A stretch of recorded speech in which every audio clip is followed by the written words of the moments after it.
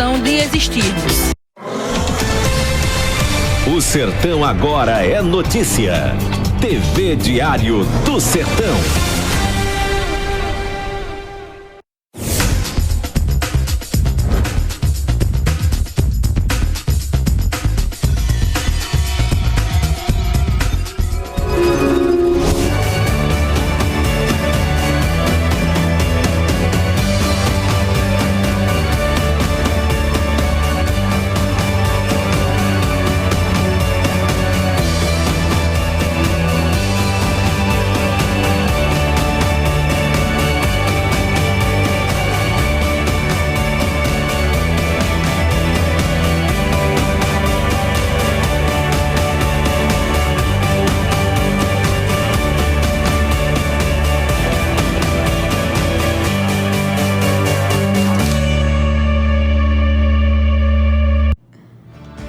Olá pessoal, muito boa tarde. Sejam bem-vindos para mais uma edição do BioNews. Olá pessoal, boa tarde. Eu me chamo Ela e hoje a gente vai falar sobre um assunto importantíssimo que é a diabetes. Diabetes, ou diabetes mellitus, como é conhecida, é uma doença crônica que é caracterizada pelo alto nível de açúcar no nosso sangue. E isso acontece quando o nosso corpo ele não absorve ou não produz insulina adequadamente. De acordo com a Sociedade Brasileira do Diabetes, cerca de 13 milhões de pessoas convivem com a doença. A melhor forma de prevenir a doença é através de uma alimentação saudável, prática de atividades físicas, não consumir drogas nem álcool. Tendo uma boa alimentação, uma boa saúde, você não só previne a diabetes, mas também outras doenças. E hoje, para conversar um pouquinho com a gente sobre esse assunto, a gente trouxe a professora Iris, que é professora do Centro Universitário Santa Maria. Boa tarde, professora Iris. Seja muito bem-vinda. Pode se aproveitar? Pode ficar à vontade. Então, primeiramente, boa tarde a todos, que estão nos ouvindo, nos assistindo. Boa tarde vocês, meninas. É uma grande satisfação estar aqui, participando do programa com vocês, trazendo esse conhecimento sobre uma doença que é tão comum, mas que a gente vai trabalhar hoje à tarde alguns pontos, digamos, curiosos sobre a diabetes mellitus. E aí eu estou, como professora de biomedicina do Centro Universitário Santa Maria. Eu sou biomédica, patologista clínica, tenho especialização em microbiologia clínica, especialização em engenharia genética e também sou geneticista. E aí, com essa experiência também dentro da área da bioquímica clínica, eu vou trazer essa abordagem do diabetes mellitus para vocês hoje. Isso mesmo. Estamos todos com expectativas, nesse programa de hoje. Vamos iniciar com a primeira pergunta. O que é a diabetes e quais são os principais tipos? Pronto, então vamos lá, começando pelo básico do básico, O básico do básico. Então, assim, muitas pessoas associam o quadro do diabetes somente com esta condição, digamos, de hiperglicemia.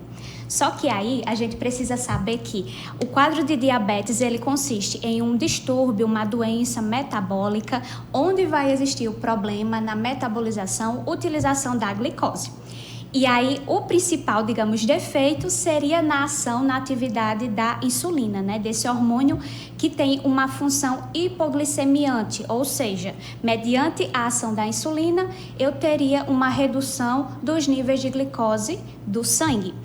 E aí, o paciente que tem o quadro de diabetes mellitus, ele pode ou não produzir esse hormônio ou ter uma deficiência na secreção, bem como ter resistência à atividade do hormônio insulina. Então, são várias condições diferentes que fazem com que eu já nasça ou eu venha a desenvolver o quadro de diabetes na vida adulta, também relacionado a, digamos, aspectos alimentares, questões de atividade física, certo? Estilo de vida.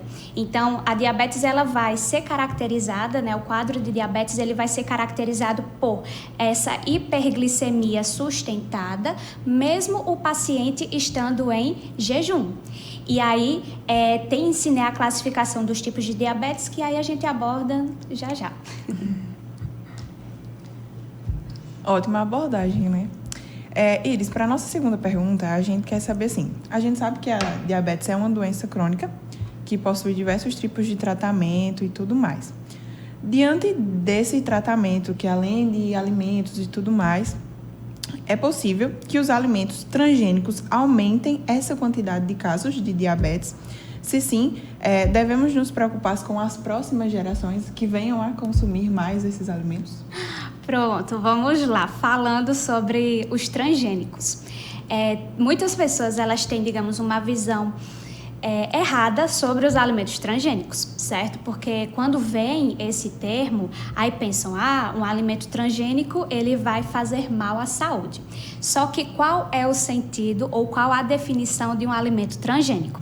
Um alimento transgênico, ele foi, digamos, produzido a partir de uma planta modificada geneticamente. Então, a gente vê muito, digamos, alimentos ricos em sojas transgênicas. Então, no caso, né, essa soja transgênica, ela foi produzida a partir da planta que foi modificada. E essa modificação genética, essa adição ou edição de genes na planta, tem como foco aumentar, digamos, o teor de óleos minerais, aumentar a quantidade de vitaminas nessa planta. Então, tentar também deixar essa planta mais resistente à praga, de modo que eu venha a reduzir o uso de agrotóxicos, que é o que realmente prejudica a saúde das pessoas, né?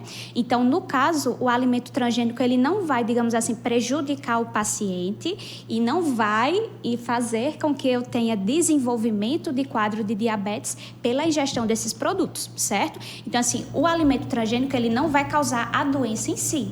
Agora, eu preciso ter cuidado com, digamos, a síndrome ou distúrbio que eu já apresento, porque vamos supor, eu sou uma paciente diabética e aí eu vou evitar consumir produtos no geral que venham a elevar os meus níveis de glicose. Eu sou um paciente que já tem o colesterol alto, triglicerídeo alto, então eu vou precisar evitar a ingestão de alimentos que venham a ser ricos nesses lipídios também. Mas podem ficar assim tranquilos que os transgênicos em si, eles não vão caracterizar o prejuízo para a saúde do consumidor, certo? E, consequentemente, não vai estar relacionado com o quadro do diabetes de forma direta. Excelente explicação. Agora a gente vai para a terceira pergunta. Sobre a diabetes prematura, que atitudes devem ser tomadas e como ocorre o diagnóstico? Pronto, vamos lá. Antes de falar sobre a questão da diabetes prematura, nesse quadro precoce, a gente vai trabalhar os tipos de diabetes, certo? Para que vocês entendam direitinho como é que funciona. Então, assim, geralmente, quando a gente fala dos quadros de diabetes, eu vou relacionar os tipos 1, tipo 2, o diabetes gestacional, que são os 3 mais comuns, né? Então, se fala basicamente nesses 3 tipos. Só que aí a gente vai entender que existem também outros tipos de diabetes mellitus. Então vamos lá. Primeiro falando do mais fácil, o tipo 1. O tipo 1 é aquele que a gente tem, digamos, a visão de ser o diabetes autoimune, que o paciente já nasce com esse problema na produção da insulina. Então, o paciente que tem diabetes tipo 1, ele não produz de forma nenhuma o hormônio insulina. E aí, nesse caso, né, nesse diabetes tipo 1, a gente ainda tem 2 categorias, que é o tipo 1A e o tipo 1B. O tipo 1A é o tipo especificamente autoimune. Então, o meu corpo, por alguma disfunção também genética, ele vai produzir anticorpos contra as células beta que produzem o hormônio insulina.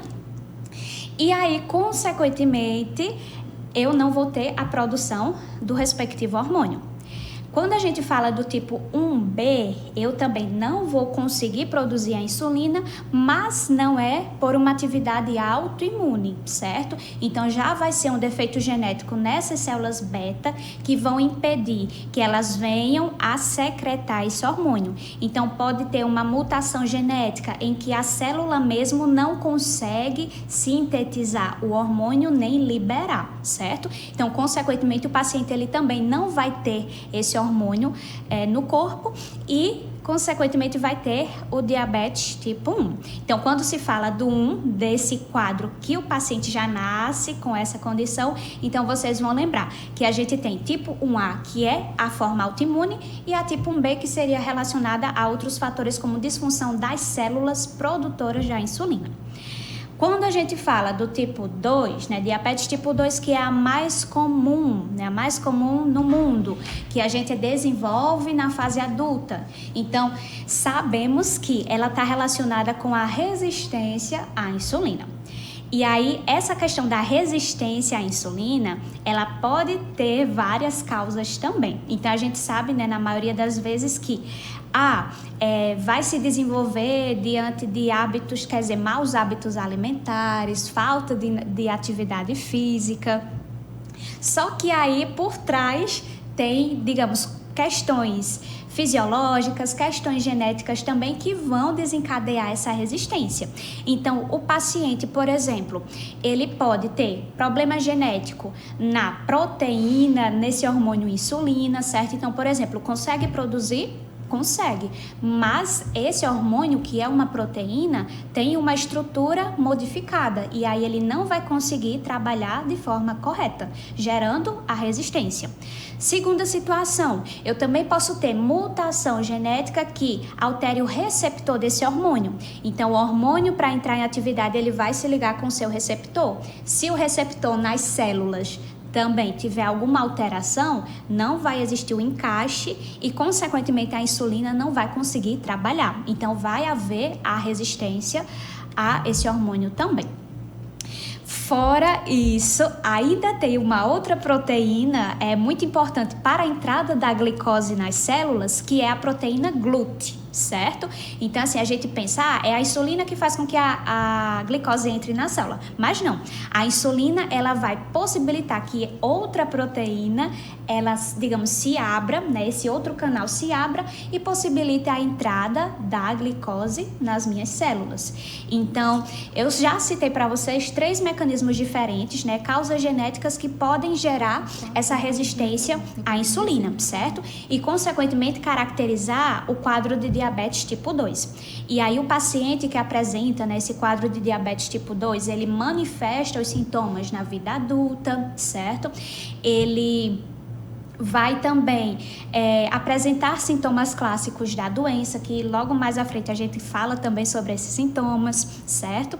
E aí vai tendo também a necessidade de tratamento de acordo com o tipo 2, né, que ele desenvolve. E o terceiro tipo também comum é o diabetes gestacional. Então, assim, muitas mulheres, elas acabam durante a gestação apresentando o diabetes mellitus. E aí a gente se pergunta, por quê? O que foi que aconteceu? Está relacionado diretamente com a alimentação dela, né, com a necessidade de alimentação e tudo mais? Não somente, certo? Então, assim, a placenta, ela vai ter um papel muito importante nesse desenvolvimento do diabetes gestacional. Por quê? A placenta, ela vai ser responsável por liberar hormônios placentários, e quando a gente fala desses hormônios placentários, a gente destaca, por exemplo, o hormônio lactogênico primário, em associação com prolactina, cortisol. Então, esses 3 hormônios trabalhando em conjunto, eles vão gerar a resistência à insulina durante esse período gestacional. E fora que a placenta ainda pode liberar algumas enzimas que conseguem degradar o hormônio da insulina. Então, a paciente, né, ela vai justamente não ter a atividade correta do hormônio da insulina e desenvolve a diabetes, né, nesse período gestacional. E aí vão existir também os outros tipos que eu comentei com vocês, que não são só esses 3, mas, por exemplo, um paciente ele teve uma lesão no pâncreas, certo? Teve uma pancreatite, teve uma infecção no pâncreas, tem uma neoplasia, né? Teve um câncer pancreático, tem quadro de fibrose cística, enfim. Alguma patologia que venha a acometer o pâncreas pode gerar disfunção na produção da insulina e gerar o diabetes. Existe também uma coisa bem interessante que é importante comentar. até questão de medicamentos podem influenciar nessa resistência à insulina, certo? Então, por exemplo, glicocorticoides, o hormônio tireoidiano, certo? Que são assim bastante utilizados, eles podem também gerar a resistência ao hormônio, né? Ter uma interação direta com a molécula da insulina e reduzir a sua ação. E aí, dessa forma, o paciente ele acaba também desenvolvendo o diabetes que, digamos, seria caracterizado como tipo 2, né? Mas que, na verdade, não teria a causa do tipo 2, e sim esse problema relacionado a medicamentos, certo? Então, assim, são várias situações que podem fazer com que o paciente ele tenha problemas na produção, na secreção e na ação desse hormônio insulina, gerando a hiperglicemia sustentada. Perfeito. Depois dessa ótima apresentação sobre a diabetes, fala um pouquinho para o pessoal quais são os riscos de não tratar corretamente a diabetes. Pronto, nessa parte aqui a gente já vai entrando na questão, digamos, de complicações, né? Então, por exemplo, os pacientes que apresentam o quadro de diabetes, eles vão ter sintomas clássicos, sintomas comuns. Então, por exemplo, a gente verifica nesses pacientes quadro de poliúria, certo? Que seria uma frequência miccional elevada. A gente tem uma polidipsia, que seria a fome excessiva, certo? A polifagia, certo? Seria essa fome excessiva. Polidipsia, que seria a sede excessiva. A gente tem também quadro de glicosúria nesses pacientes. Então, assim, todos esses sintomas eles estão relacionados com esse problema na absorção, na utilização de glicose. Então, por exemplo, um paciente que tem essa sede excessiva. Por que está acontecendo essa sede excessiva no paciente com diabetes? Aí a gente já pega outros sintomas. Se ele tem uma frequência miccional elevada, então, consequentemente, a gente vai ter maior necessidade da ingesta de água. E por que ele vai sentir fome? Porque tem essa fome excessiva. Como a glicose, que é a molécula que vai gerar energia para as nossas células, ela não está conseguindo entrar de forma correta para a célula, então as nossas células elas vão sentir deficiência energética, certo? Elas vão precisar produzir energia de alguma forma. Então, se a glicose ela não está entrando, o corpo vai entender o quê? O corpo vai entender que eu preciso ingerir, eu preciso comer mais para obter esse carboidrato. Então, essa é a explicação para esse quadro da polifagia. Então, o paciente diabético, ele sente, além da sede excessiva, a necessidade também de comer, porque minhas células precisam produzir energia e para ter essa energia eu preciso ter glicose. E aí também, quando os pacientes diabéticos fazem exames de urina, a gente verifica nesses exames o quadro de glicosúria, né? Que seria justamente a eliminação de glicose na urina. Então, como eu tenho excesso de glicose na corrente sanguínea, uma parte desse excesso vai sendo eliminado também a partir da urina, certo? Então, assim, esses são sintomas básicos, comuns. Agora vem justamente a resposta à pergunta. E se o paciente não fizer o tratamento correto, o que é que ele pode apresentar? Quais seriam, digamos, os problemas relacionados à falta do tratamento, né? Então, à medida que o paciente ele se mantém com esses níveis elevados de glicose no sangue, a gente vai começar a apresentar complicações crônicas, certo? E aí já vem uma outra lista de doenças que a gente também precisa ressaltar. Então, por exemplo, eu acredito que muitos de vocês, né, já tenham ouvido falar sobre nefropatia diabética, retinopatia diabética, neuropatia diabética, quadros de angiopatia, certo? Nos pacientes com diabetes. Aí, esses pacientes também podem apresentar uma cetoacidose, um quadro de coma. Então, deixa eu explicar para vocês, né, o que são esses sintomas. Então, por exemplo, primeira coisa que a gente fala, o paciente ele pode ter uma nefropatia. Então, seria uma lesão renal ou disfunção nos rins, certo? E por que esse paciente com diabetes desenvolve essa lesão nos rins? Justamente porque a gente sabe que os rins eles vão ser responsáveis por filtrar o sangue. E aí, à medida que eu tenho excesso de glicose no sangue, esse rim ele vai ficar sobrecarregado durante o processo de filtração, certo? E à medida que a gente tem, digamos, essa sobrecarga renal, a longo prazo, isso acaba desencadeando processo inflamatório nas membranas renais, certo? A partir do momento que tem inflamação, isso pode abrir, digamos assim, dar espaço para outras complicações a nível renal, fazendo com que uma hora o paciente ele tenha esse problema de funcionamento do órgão.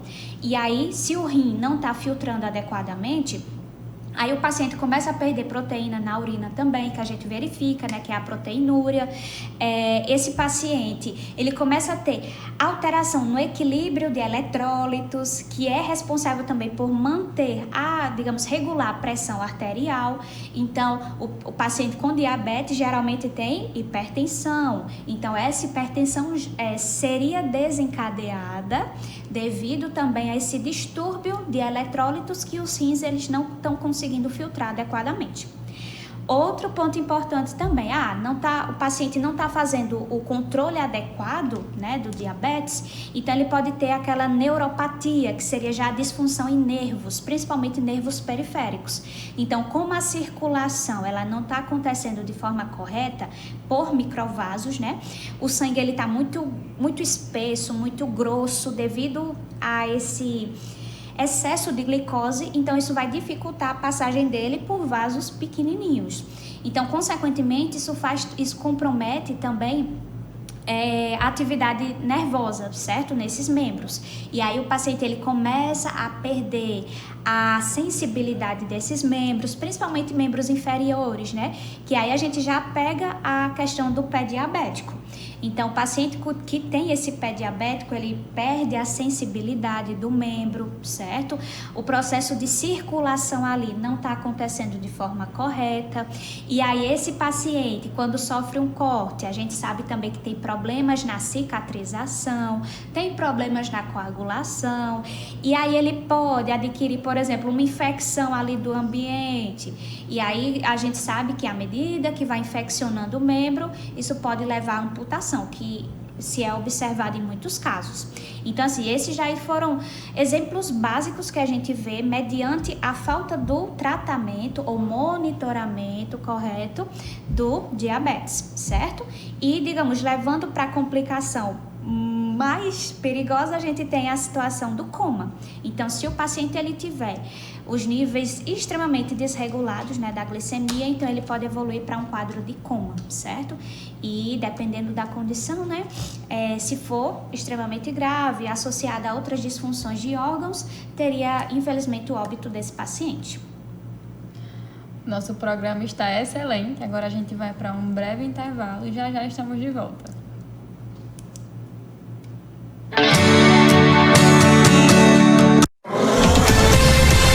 O Sertão agora é notícia. TV Diário do Sertão. Sua trajetória de sucesso começa aqui, no Centro Universitário Santa Maria. São 10 opções de curso de graduação com uma super estrutura de laboratórios, clínica escola e um corpo docente que vai fazer a diferença no seu sucesso profissional. O reconhecimento da qualidade dos nossos cursos são reconhecidos e ranqueados por pesquisas e pelo MEC. Amplie a sua visão de mundo com pesquisa, extensão e responsabilidade social na prática. É a educação que realiza sonhos.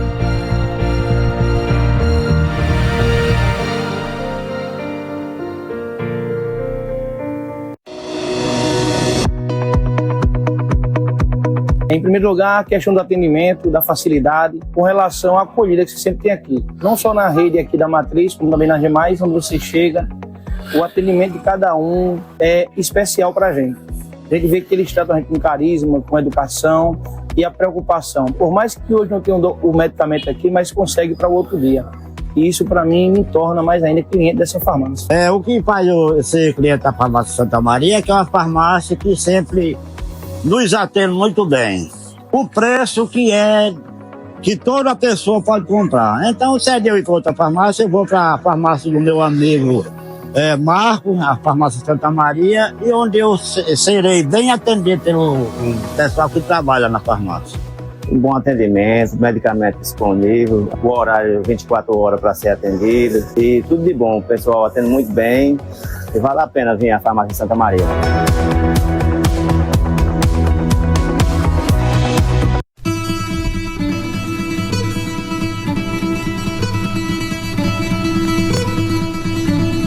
Cajazeiras no sertão, terra de brilho e valor, teu vigor, tua paixão pulsam forte com fervor, e o ensino se expandiu num legado de esplendor. Do Padre Rolim surgiu, no teu solo sempre floriu, onde o conhecimento sorriu e a conexão se formou. Netline há 20 anos traz o progresso fundador. No berço da educação, internet que traz saber, faz teu nome prosperar, faz o mundo assim te ver, conectando em cada canto a vida de cada ser.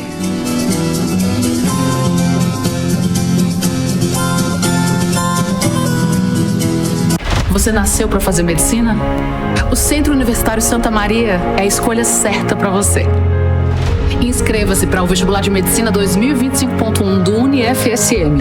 Provas dia 24 de novembro.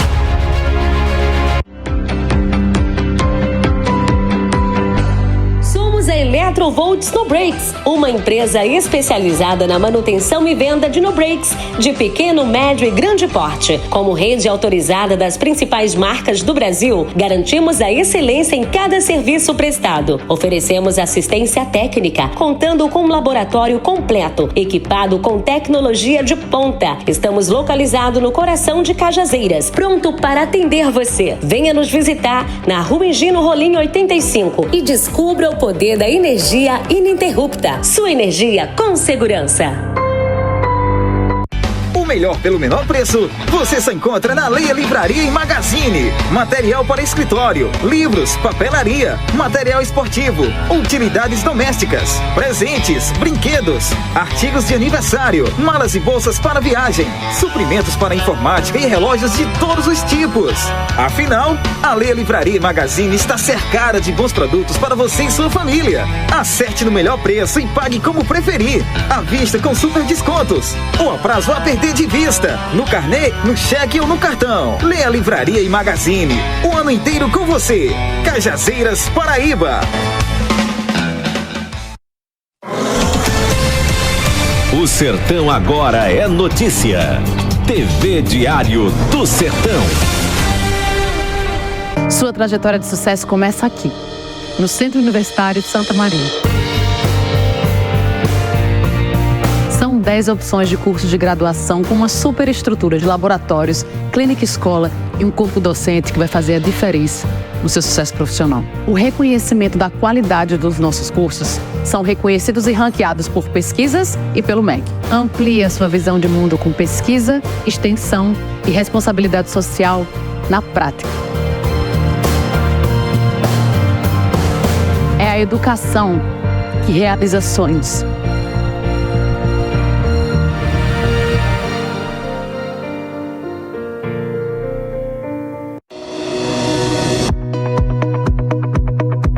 Em primeiro lugar, a questão do atendimento, da facilidade, com relação à acolhida que você sempre tem aqui. Não só na rede aqui da Matriz, como também nas demais, onde você chega, o atendimento de cada um é especial para a gente. A gente vê que eles tratam a gente com carisma, com educação e a preocupação. Por mais que hoje não tenha o medicamento aqui, mas consegue para o outro dia. E isso, para mim, me torna mais ainda cliente dessa farmácia. O que faz eu ser cliente da farmácia Santa Maria é que é uma farmácia que sempre nos atende muito bem. O preço que toda pessoa pode comprar. Então, se é de eu ir para outra farmácia, eu vou para a farmácia do meu amigo Marco, a farmácia Santa Maria, e onde eu serei bem atendido pelo pessoal que trabalha na farmácia. Um bom atendimento, medicamento disponível, o horário 24 horas para ser atendido e tudo de bom. O pessoal atende muito bem e vale a pena vir à farmácia Santa Maria.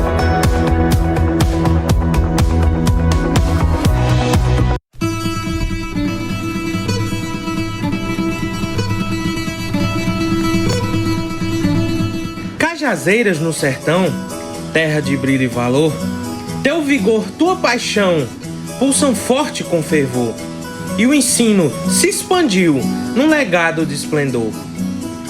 Do Padre Rolim surgiu, no teu solo sempre floriu, onde o conhecimento sorriu e a conexão se formou. Netline há 20 anos traz o progresso fundador. No berço da educação, internet que traz saber, faz teu nome prosperar, faz o mundo assim te ver, conectando em cada canto a vida de cada ser.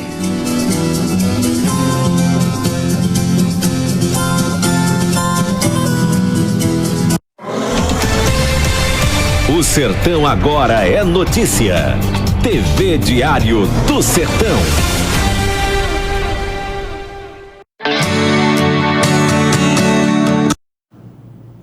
Olá pessoal, estamos de volta e hoje no BioNews a gente está trazendo a temática da diabetes, conhecida também como diabetes mellitus, e para conversar com a gente um pouquinho sobre isso, a gente trouxe a professora Iris, que é professora do Centro Universitário Santa Maria. No primeiro bloco a gente trouxe algumas perguntinhas e agora a gente vai falar mais um pouquinho com vocês. Isso mesmo, vamos para a quinta pergunta. Qual o papel da alimentação e da atividade física no controle da diabetes? Vamos lá, né? Então, assim, no primeiro bloco a gente já falou sobre, digamos assim, o conceito da doença, quais são os tipos, quais são os sintomas, né, que os pacientes apresentam. E aí a gente vai relacionar justamente a questão da atividade física e alimentação, né, que são partes muito importantes. Então, assim, esse processo de alimentação e atividade física, eles vão ser importantes tanto para manutenção, certo, do paciente, digamos assim, que tem o quadro do diabetes tipo 1, tentar regular esses níveis de glicêmicos e também tentar evitar, o paciente tipo 2, tentar evitar o desenvolvimento da doença. Então, por exemplo, quem já tem diabetes tipo 1, infelizmente não vai, digamos, ficar livre, né, dos sintomas, né, que estão relacionados à doença, mas ele pode tentar evitar que tenha o agravamento a partir do momento que ele está controlando a sua alimentação, a partir do momento que ele consegue, digamos assim, controlar a ingestão de açúcar, certo?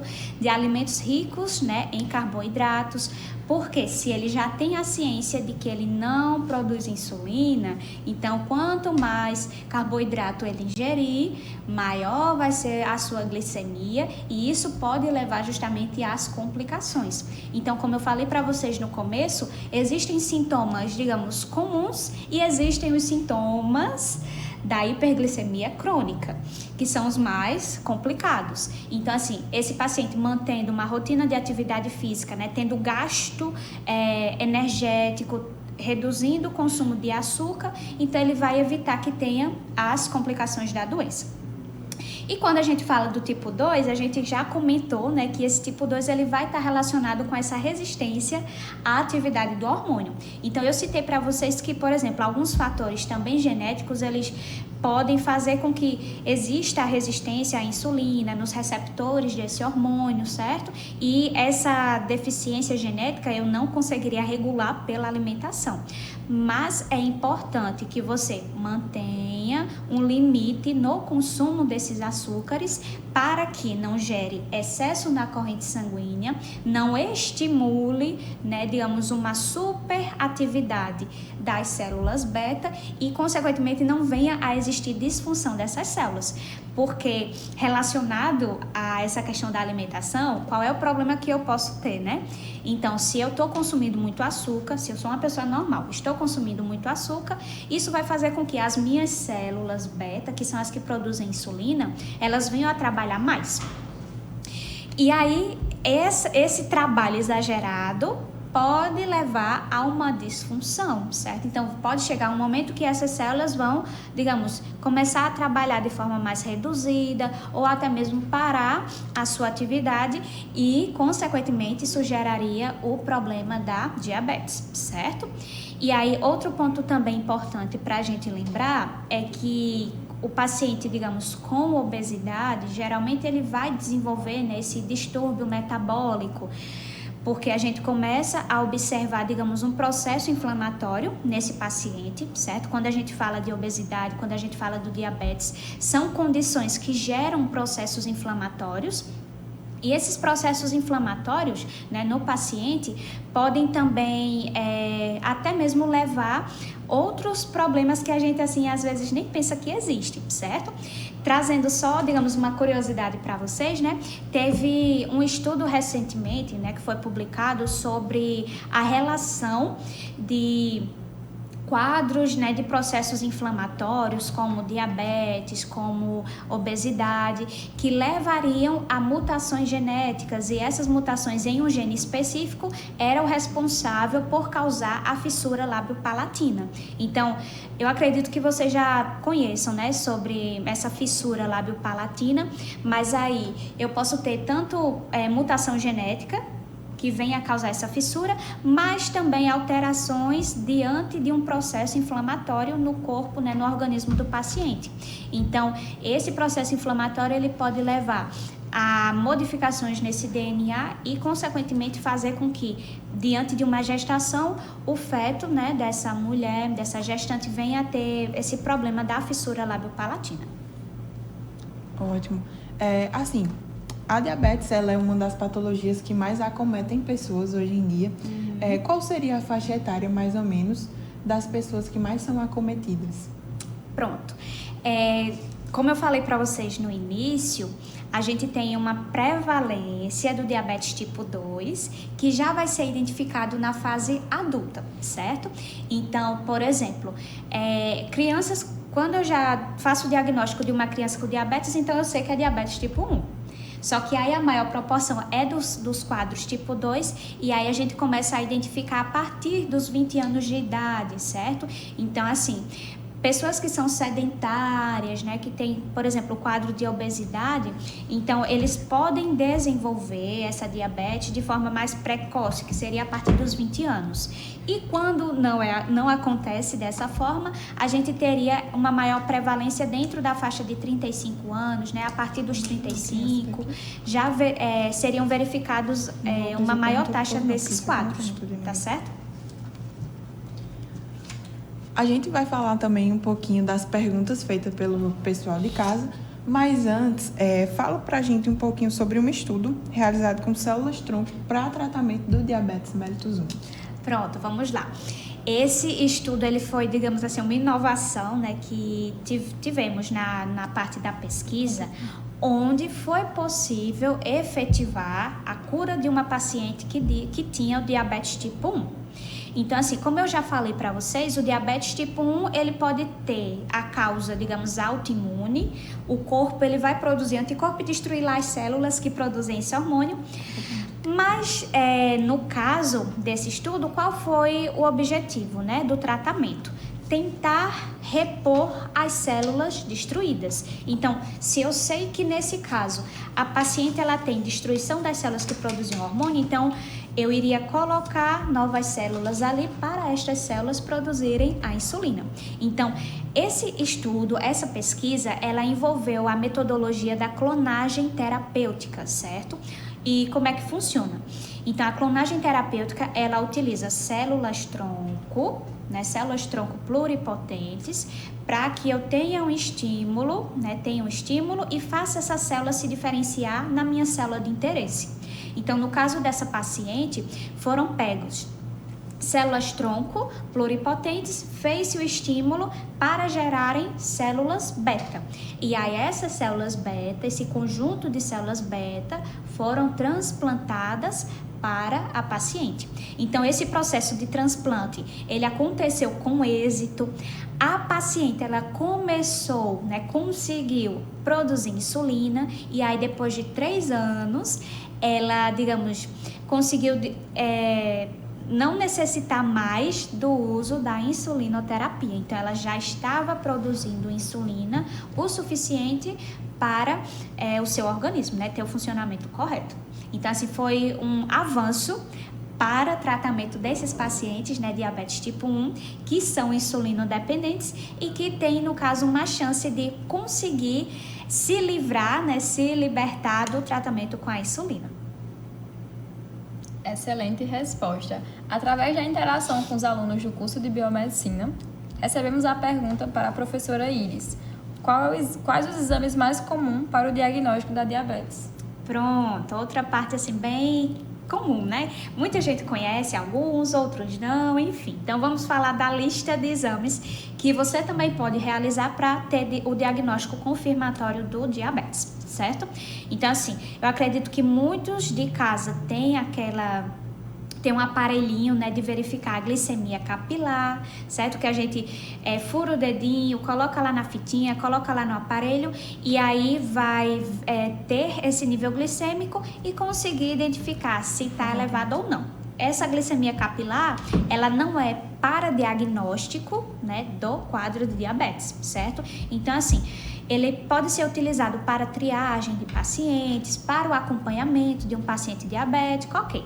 Mas aí, partindo para diagnóstico laboratorial, você deve fazer a glicemia em jejum, certo? O teste de glicemia em jejum no laboratório.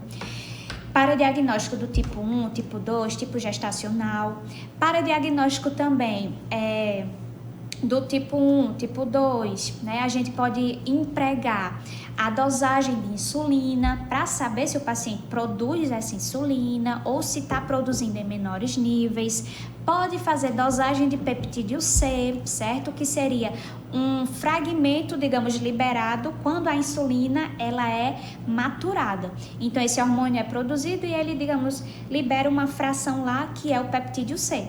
Então, eu faço a dosagem desse peptídeo para também saber se eu estou conseguindo produzir a insulina. E quando eu falo, por exemplo, de um quadro de diabetes tipo 2 ou gestacional, para verificar estritamente a resistência à insulina, a gente também pode utilizar o teste oral de tolerância à glicose, que a gente chama de TOTG, e também o teste da glicemia pós-prandial, certo? Então, são os mais comuns que são realizados. Fora que ainda existe a hemoglobina glicada, que você pode fazer tanto para diagnóstico de tipo 1, tipo 2 gestacional, que aí esse teste ele vai ser diferente dos demais, porque ele me dá os níveis de glicose no sangue dos últimos 3 meses. Então, ele não vai precisar de jejum, ele não vai avaliar sua glicemia, digamos, só naquele momento. Não, ele vai lhe dar aquele relatório, aquele histórico dos últimos 3 meses, ajudando no acompanhamento, né, também de pacientes que têm o quadro do diabetes mellitus. Muito interessante, muito importante a gente saber, né? Mais uma pergunta do pessoal do Instagram quais seriam, mais ou menos assim, as prevenções que a gente deveria ter antes da realização desses exames? Quais deveriam ser as precauções que a gente deveria fazer antes da... Pronto, vamos lá.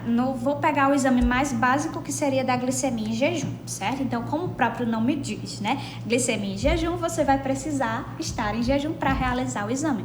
Então, esse jejum, ele deve ser no mínimo de 8 horas, certo? Então, assim, eu não posso tomar um cafezinho com açúcar, não posso tomar um chá com açúcar, chupar uma balinha antes de fazer o exame? Não, porque já que vai ter açúcar ali, isso vai ser detectado no seu sangue e, consequentemente, daria um resultado, digamos, falso positivo, certo? Ou iria elevar ainda mais os seus níveis glicêmicos se você já tiver diabetes. Então, a primeira coisa que a gente precisa respeitar é esse período do jejum.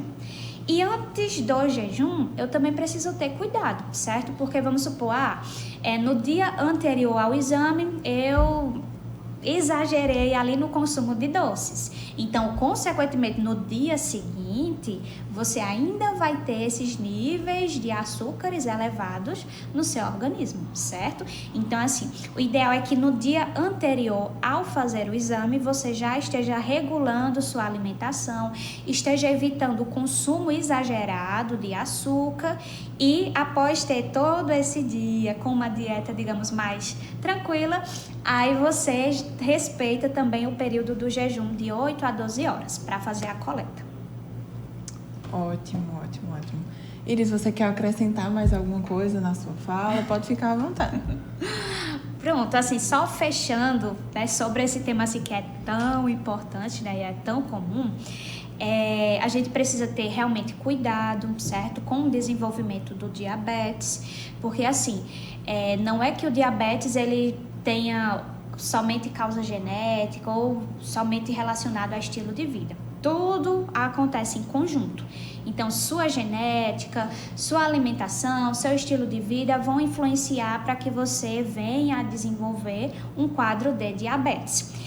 E quem convive com a doença sabe que não é algo assim tão simples, certo? Principalmente os pacientes idosos.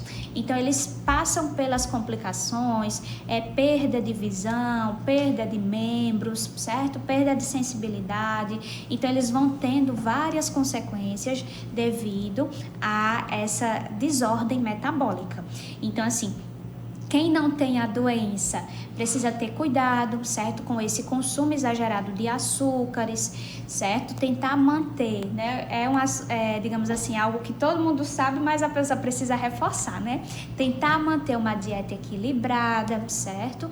Para que a gente não venha a gerar uma disfunção, uma resistência à insulina. E caso você comece a apresentar alguns dos sintomas, né? Tá indo ao banheiro de forma frequente, tá tendo essa sede excessiva, tá tendo essa fome excessiva, tá percebendo esse conjunto de sintomas, então vá ao laboratório, faça o exame, certo? Faça uma consulta com o médico para ter o diagnóstico, né, da doença e, consequentemente, iniciar o tratamento, certo? Porque à medida que você inicia o tratamento e segue de forma adequada, vai evitar que tenha as complicações. Ótimo.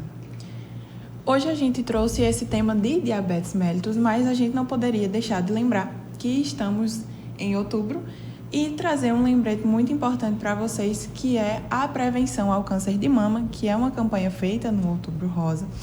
E esse lembrete é importante para que a gente entenda que o cuidado com nós mesmos e conhecermos o nosso corpo é um ato de amor. A prevenção que a gente deve fazer tem que ser, na realidade, ser diária. Você pode fazer o exame de toque para fazer esse autocuidado. Por isso, façam um autoexame, se cuidem, não adiem os seus exames. A luta contra o câncer de mama é de todos nós, de quem está passando pela doença, de quem ajuda, de quem conscientiza. Então, todos juntos somos mais fortes. Exatamente.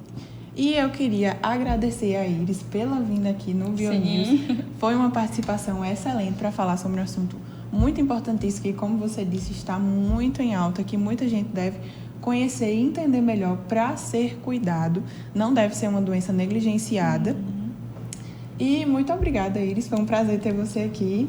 E seja sempre muito bem-vindo. Sim, com certeza. Eu quem agradeço o convite. Espero também em outras oportunidades estar aqui com vocês debatendo, né, outros temas. E assim, eu sempre também gosto de trazer no Instagram alguns vídeos, né, alguns pôsteres importantes, né, sobre doenças, enfim. Então, quem também sente curiosidade pode ir lá, certo? Que aí às vezes eu gosto de postar algumas informações relevantes, né, nessa área clínica, que é muito importante, tanto para profissionais como também estudantes.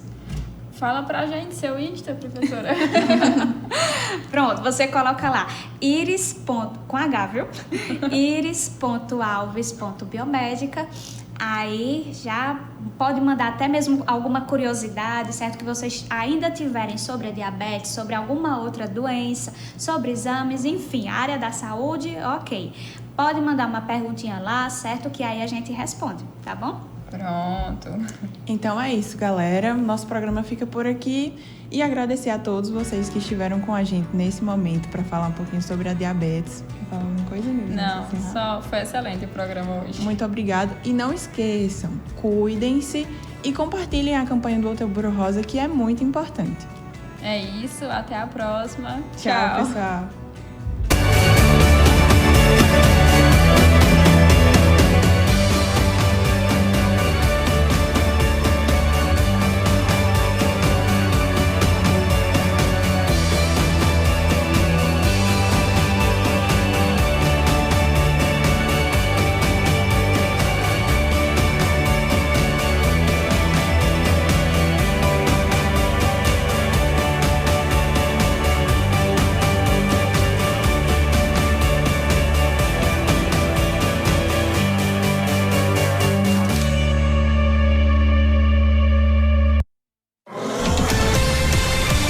Sertão agora é notícia. TV Diário do Sertão. Quem disse que só criança pode ser feliz? Aqui no Lojão Rio do Peixe, acreditamos que a alegria é